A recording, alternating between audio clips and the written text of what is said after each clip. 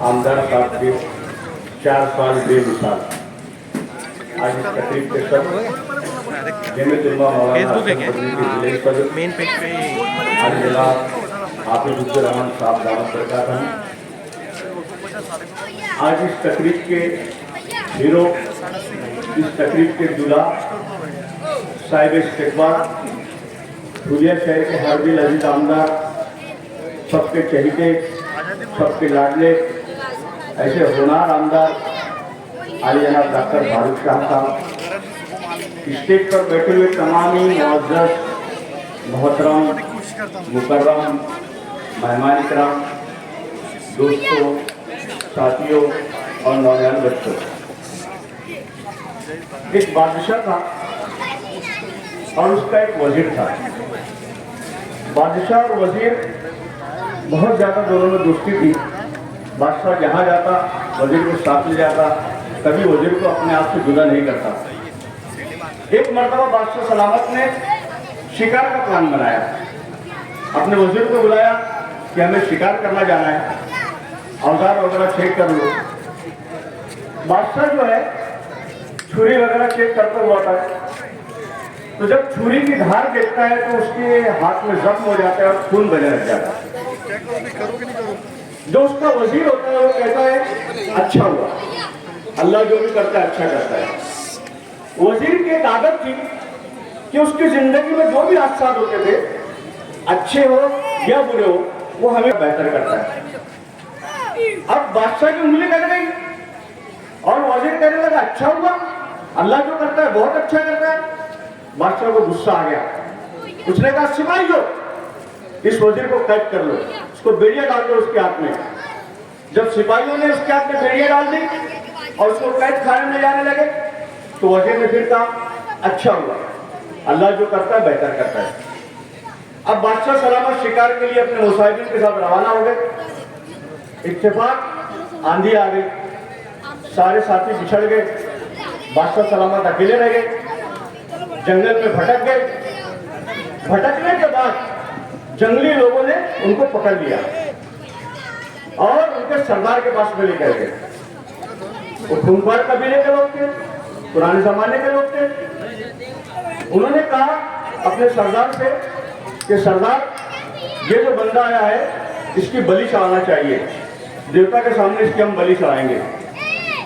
सारी तैयारी मुकम्मल हो जाती है, बादशाह की बलि देने की पूरी तैयारी मुकम्मल हो जाती है। आप बादशाह की बलि देना है, लेकिन जब उसके हाथ में जख्म देखते हैं, उसके हाथ में पट्टी बांधी होती है, तो सरदार बोलता है नहीं नहीं, इसकी बलि कबूल नहीं होगी, इसकी कुर्बानी कबूल नहीं होगी, इसको छोड़ दिया जाए। अब बादशाह को समझ में आता है कि मेरे वजीर ने जो कहा था कि अच्छा हुआ, अल्लाह जो करता है बेहतर करता है, तो इसकी बात मेरे समझ में आ गई। अगर मुझे आज जख्म नहीं होता तो मेरी बलि चल जाती। बादशाह सलामत वापस आता है। वापस आने के बाद सिपाहियों को बोलता है कि जाओ मेरे वजीर दोस्तों को बुला के लाओ, उसको रिहा कर दो। वजीर को बुलाया जाता है।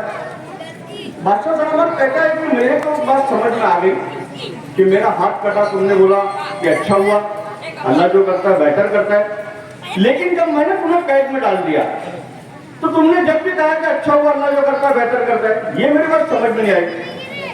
वजीर कहता है बादशाह सलामत, आपकी उंगली कटी हुई थी, अगर आप मुझे कैद में नहीं डालते तो मैं भी आपके साथ में रहता, आपको बच जाते, मेरी बलि चल जाती। कहने का मतलब पस मंजर में ये है कि अल्लाह तबारक तआला जो करता है बेहतर करता है। दोस्तों साथियों, यही मौलवीगंज है, यही जगह है, यही स्टेज है। आज से 5 साल पहले वार्ड नंबर 13 से हमारे आमदार साहब खड़े थे, लेकिन मशयत हिजरी कुछ और थी, अल्लाह को कुछ और करना था। हमारे आमदार साहब इस इलेक्शन के वार्ड में उनको शिकस्त हो, शिकस्त के पीछे ये रास्ता कि अल्लाह को उनको बहुत आगे ले जाना था। इन्नल्लाह माअल उसरा, हर मुश्किल में आसानी छुपी है। डॉक्टर साहब उस समय आपके कार्यकर्ता ने व्हाट्सएप पर एक मैसेज डाला था आपकी शिकस्त के बारे में। उसने डाला था कि तुम्हारा तो वक्त तो आया है, हमारा दौर आएगा। क्या बात है, एकदम दावा करते रहो, सच कहता हूँ। और झूठ का कभी सहारा नहीं देता। तो उस वक्त तो उस कार्यकर्ता ने कहा था कि तुम्हारा तो वक्त आए, हमारा दौर आएगा, और देखो अल्लाह ने दौर लेकर आया। दोस्तों साथियों, 1994 में हमारे समाज के एक उम्मीदवार खड़े थे, हमने 24,000 उनको वोट दिया, अल्लाह को मंजूर नहीं था, उनको शिकस्त हो गई। सन 99 में एक आमदार आया, खपाड़िया, मोदी का दूसरा भाई। उससे पहले उसकी 1800 की औकात थी, हम लोगों ने उसको 30,000 रोज थाली में सजा कर दे दिया। उसने हमने उस वक्त कहा था कि 20 वार्ड में 30 संडास, 600 संडास बन के रहेगी, बन के रहेगी, बन के रहेगी। उसने कहा था कि रेलवे लाइन आकर रहेगी, आकर रहेगी, आकर रहेगी। उसने कहा था दोस्तों और साथियों, कब्रिस्तानों को मैं 90 खोल दूंगा। उसने कहा था कि मैं तुम्हारी स्कूलों की मरम्मत कराऊंगा। उसने कहा था 50 लाख रुपए का फंड लाकर राम जेठमलानी से मैं तुम्हारे सारे काम कर दूंगा।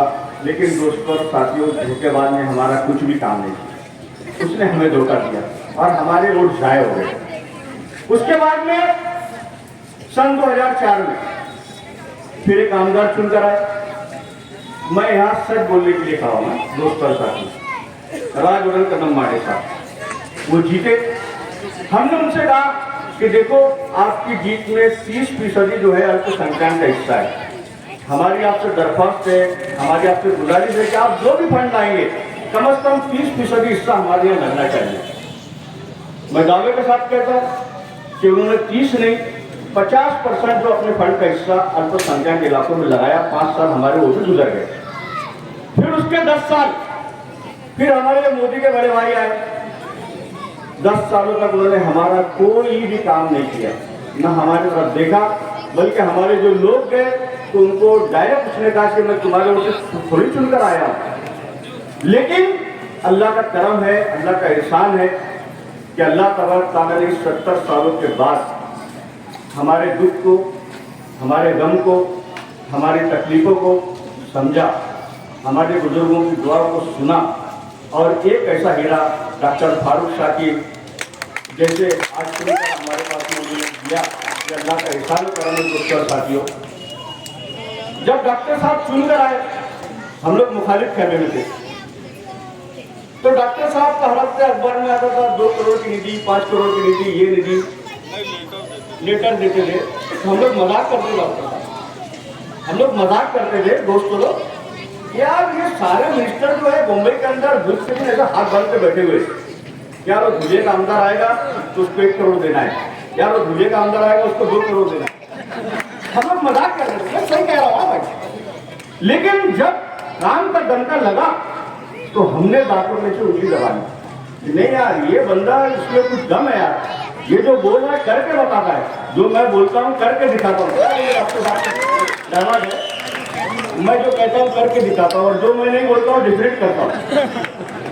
अल्लाह करम है, वो हमारे सामने काम की सूरत में आए हुए काफी काम कर रहे हैं। मेरी कुछ गुजारिश है डॉक्टर साहब कि आज के ज़माने में गरीब आदमी के लिए 2 चीज़ बहुत मुश्किल हो गई है। एक तो मेडिकल दवाखाना और दूसरी तालीम। अच्छी तालीम देने के लिए, अच्छी स्कूलों के लिए आज हम लोग गरीब हैं, आज हमारे पास उतना पैसा नहीं है और अच्छे इलाज के लिए हमारे पास उतना पैसा नहीं है। डॉक्टर साहब आपने सिविल अस्पताल को यहाँ शुरू करके गांव में जो है वो बहुत अच्छा काम कर रहे हैं। आपने खुद भी एक दवाखाना लाया हुआ है, उसमें भी तमाम स्कीम भी गरीबों के लिए।